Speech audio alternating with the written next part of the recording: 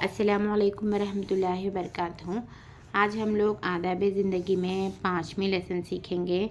5th والا lesson ہے سونے اور جاگنے کے آداب، اس کا پیج نمبر 39 ہے۔ اب ہم پہلے ٹاپک کو لیں گے۔ جب شام کا اندھیرا چھانے لگے تو بچوں کو گھر میں بلا لیجیے اور باہر نہ کھیلنے دیجیے۔ ہاں، جب رات کا کچھ حصہ گزر جائے تو نکلنے کی اجازت دے سکتے ہیں۔ احتیاط اسی میں ہے کہ کسی اشد ضرورت کے بغیر بچوں کو رات میں گھر سے نہ نکلنے دیں۔ نبی کریم صلی اللہ علیہ وسلم کا ارشاد ہے، جب شام ہو جائے تو چھوٹے بچوں کو گھر میں روکے رکھو، اس لیے کہ اس وقت شیاطین زمین میں پھیل جاتے ہیں۔ البتہ جب گھڑی بھر رات گزر جائے تو بچوں کو چھوڑ سکتے ہو۔ شام کا وقت میں گھر سے باہر نکلنے سے منع فرمائیں، کیونکہ شام کا وقت شیاطین پھیل جاتے زمین میں۔ خاص کر مغرب کا وقت گھر سے باہر نہیں نکلنا چاہیے۔ گھروں کو، دروازوں کو اور کھڑکیوں کو بند کر کے رکھنا ہے، اس وقت شیاطین زمین پر پھیل جاتے ہیں۔ دوسرا حدیث کو لیں گے ہم۔ جب شام ہو جائے تو یہ دعا پڑھیے۔ نبی کریم صلی اللہ علیہ وسلم صحابہ کرام رضی اللہ تعالیٰ عنہم کو یہی دعا پڑھنے کی تلقین فرما کرتے تھے۔ اللہم بک امسینا و بک اصبحنا و بک نحیا و بک نموت و الیک النشور۔ ترمذی کی روایت ہے یہ۔ خدایا، ہم نے تیری ہی توفیق سے شام کی اور تیری ہی مدد سے صبح کی، تیری ہی عنایت سے جی رہے ہیں اور تیری ہی اشارے پر مر جائیں گے، اور انجام کار تیرے ہی پاس اٹھ کر حاضر ہوں گے۔ جب شام ہوئے تو یہ دعا پڑھنا ہے۔ جب مغرب کے وقت ہوتا ہے نا تو اس دعا کو پڑھنا، اللہم بک امسینا و بک اصبحنا و بک نحیا و بک نموت و الیک النشور۔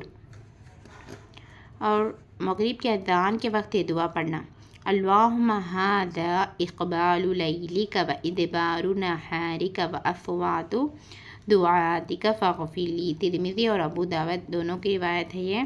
خدایا، یہ وقت ہے تیری رات کے آنے کا اور تیرے دن کا جانے کا اور تیرے مؤذنوں کی پکار کا، بس تو میری مدد فرما دیجیے، میری مغفرت فرما دیجیے۔ مغفرت کی بہترین دعا ہے یہ وقت مغرب کا وقت کیا ہوتا، رات کے آنے کا اور دن کے جانے کا وقت ہے، اور لوگوں کا پکارنے والوں کا پکار کی آواز ہے، مؤذنوں کی پکار ہے، اور اس وقت میں جب ہم مغفرت کرتے تو ہماری مغفرت قبول ہوتی۔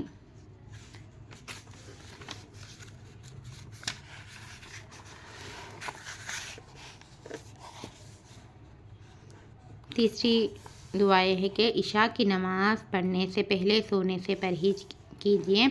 اس طرح اکثر عشاء کی نماز خطرے میں پڑ جاتی، اور کیا خبر کہ نیند کی اس موت کے بعد خدا بندے کی جان واپس کرتا ہے یا پھر ہمیشہ کے لیے ہی لے لیتا۔ نبی کریم صلی اللہ علیہ وسلم عشاء سے پہلے کبھی نہ سوتے تھے۔ 4th پوائنٹ ہے، رات ہوتے ہی گھر میں روشنی ضرور کر لیجیے۔ نبی کریم صلی اللہ علیہ وسلم ایسے گھر میں سونے سے پرہیز فرماتے جس میں روشنی نہ کی گئی ہو۔ جس گھر میں روشنی نہیں ہوتی اس گھر میں سونے سے نبی کریم صلی اللہ علیہ وسلم پرہیز فرماتے تھے۔ 5واں پوائنٹ ہے، رات گئی تک جاگنے سے پرہیز کیجیے۔ شب میں جلد سونے اور سحر میں جلد اٹھنے کی عادت ڈالیے۔ نبی کریم صلی اللہ علیہ وسلم کا ارشاد ہے، عشاء کی نماز کے بعد یا تو ذکر الہی کے لیے جاگا جا سکتا ہے یا گھر والوں کی ضرورت کی بات کرنے کے لیے۔ تو کسی گھر میں ضرورت ہے، گھر والوں کے لیے کچھ بات کرنا ہے، گھر میں کچھ ضروری کام ہے، تو ایسے وقت پر یا کچھ ذکر الہی کے وقت ہم عشاء کی نماز کے بعد جاگ سکتے۔